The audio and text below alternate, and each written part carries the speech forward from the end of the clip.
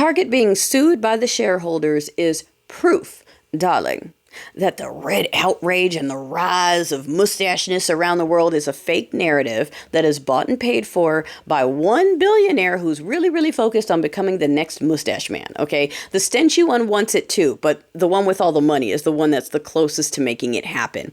And every time they push shit out there and a company says, oh yeah, we're going to align ourselves with them publicly, they lose money, okay? Target, stock, Walmart, start going down, okay? So yes, talking with your dollars does do something. It's not going to force these people to step down, but it does show everyone, shows the world that while these team of Chads are trying to force us into this narrative of, yeah, whites only is the way to go, the people are not a fan, okay? So the shareholders are suing because inclusivity, diversity, the true definition of DEI, is a plus for the pockets.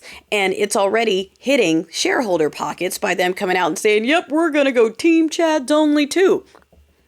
So that goes to show that no matter what the narrative says, the dollars say that even the shareholders are a fan of inclusivity. So Costco bursting. Okay, people who never had memberships before getting memberships, people who didn't shop there before doing all their shopping there now to show with their dollars that this is what the people are about. All right, federal employees are in there holding on tight. Okay, they are being forcibly removed, but they're not leaving optionally. The buyout offer, the illegal buyout offer, 20,000 employees took it. That's like 1% of the federal workforce. It's essentially a fail. And the people who took it, good luck getting your money, honey.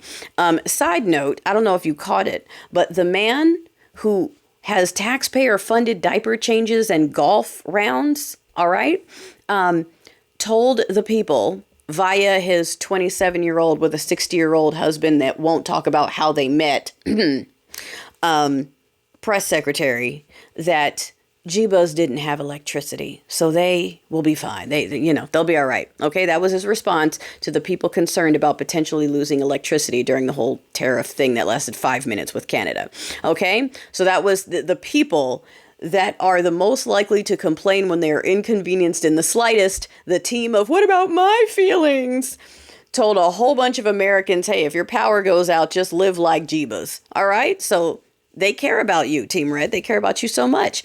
The court cases that are going on, again, I don't think we'll see a lot of progress from that sort of thing, but it does show displeasure, right, with what's going on. We've got the Mexican flag that was put over the Hollywood sign. I don't know if you saw it, but that was encouraging. I am for people working double time to make up for what they did, because a lot of the folks protesting in the streets now tested for this. So I am happy to see a lot of them taking it back instead of doing the Southern white Delulu thing where they're not apologizing for what they've done. They're, well, you guys, we need to come together. No, bitch, apologize first. Okay? Say you're sorry. This thing where you don't want to say sorry because you're only mad because it affects you means you haven't changed. All right? Your Grinchy heart is still the same. Tesla stock. Pew! Okay? China's teeing up to become the next superpower and take our place, and we're making it easy for them, all right? They hit us back with retaliatory tariffs and a probe into the Google. And if you don't remember, the Google is a contributor to the Stench administration. That's why when you look for information right now, all you see is pro-Stench headlines. You don't see what's going on in the world. You can't even find the information you want to find. It's buried under pages of pro-Stench bullshit. That is why. And so China's saying, we're going to look into them. Again, the American people are looking to other countries to come in and do the job that the legislators are not doing. This queuing of malicious compliance, right? The people that are going, okay, cool. No DEI, huh? Cool. I'm not hiring Chads. No Chads. And yes, the non-Chads need their own name. Someone said in the comments, and I don't know what it is. I'm going to think about it.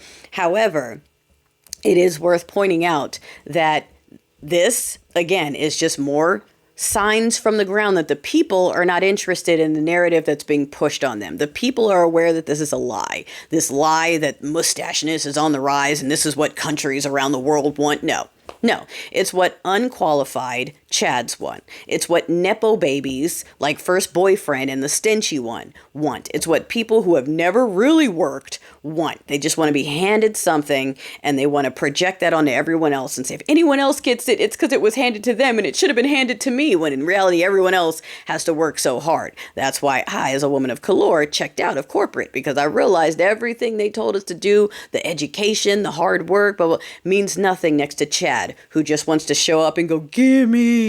And they'll go, okay, well, it's Chad. We have to. That's been corporate. So now it's just public and in government, and they're officially saying, we just want our bros. And the people are like, bet. All right, cool. We got this. So let that be a little bit of encouragement that there is pushback. It is growing and we need more. And it has to get louder. And me talking about blue team and them, whatever's going on, again, that's part of a tactic. We need pressure applied across the board, because whoever doesn't help us is getting thrown out with the trash when we're done cleaning the mess up. Yay!